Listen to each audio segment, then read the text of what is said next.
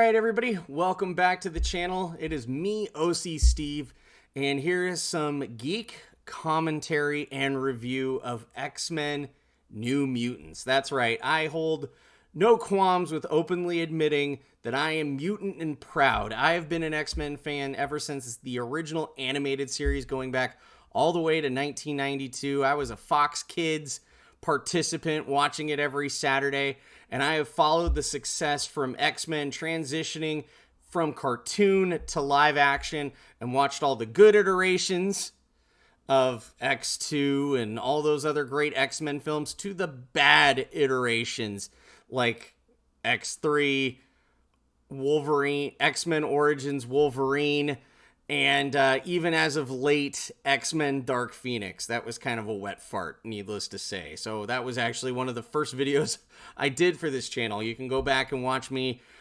trying to get through the review of X-Men Dark Phoenix, but I don't have to do that with this movie. New Mutants was a breath of fresh air. It was just one of those things that was lost in the shuffle when Disney decided to buy 20th Century Fox and have that lovely merger so they could get all the respective Marvel material to add to the larger cinematic universe that is the MCU. So it was just one of those kids that was lost in the shuffle. It was left in production hell for several years.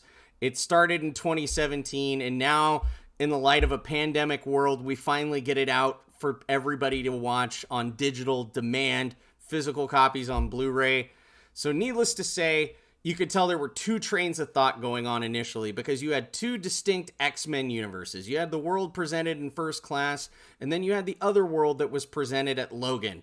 Obviously, it's a little more lucrative if you're Disney and the MCU to continue the First Class storyline, because at the very worst, Wolverine's still alive in that, ladies and gentlemen. So if you back the Brinks truck up to the Jackman estate, there was a slim chance that Wolverine might return, maybe in Infinity War. I think that was really the GOAT. It was just to keep Wolverine alive and to keep that hope alive that maybe Hugh Jackman would come back, was the larger convincing argument to continue with X-Men Dark Phoenix. So needless to say, this is going to be filled with spoilers. The biggest spoiler is the New Mutants are a continuation of the Logan storyline.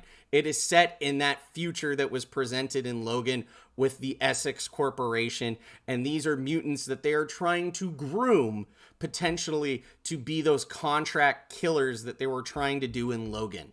So I love that idea, that was the plot twist at the center, but at its core, this is very true to the New Mutant storyline of the Demon Bear. I know there's some roster changes here and there, but let's be honest, Karma and Cypher are not the most cinematic mutants when it comes to presenting the New Mutants, so it was an understanding why they let them go to the wayside.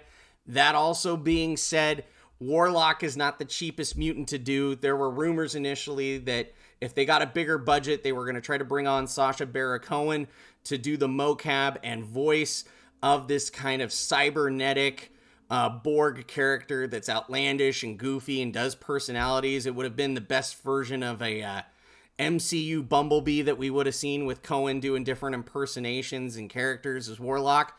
They just didn't have the budget for that. So they picked kind of the core set between, you had Magic, you had Danny Moonstar, you had Cannonball, you had Wolfsbane, and you had the initial core set of the New Mutants, including Sunspot 2, which I thought he was great. But out of all those actors in this movie, in my mind, who stole the movie was the actress who portrayed Magic, Ileana Rasputin, Colossus's little baby sister that has the ability to cut between dimensions and go to limbo.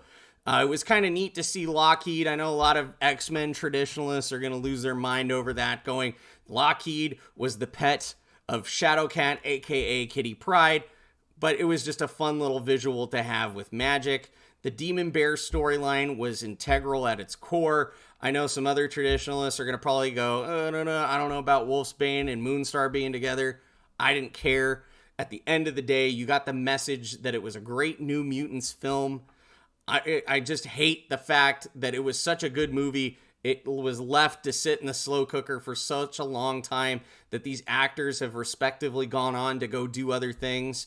So it's a one and done.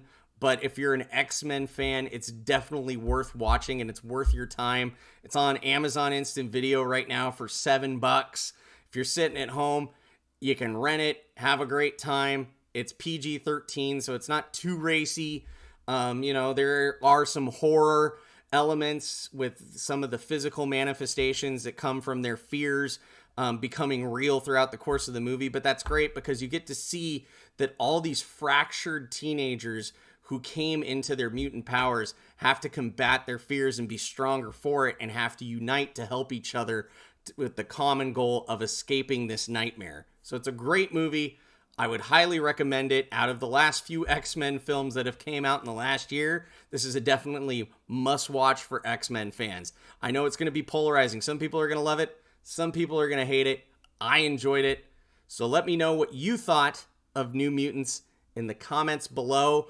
It's a great time for Marvel fans. It's a great time for X-Men fans because we just got the announcement that Deadpool Numero Tres, coming back for more chimichangas, is in production right now.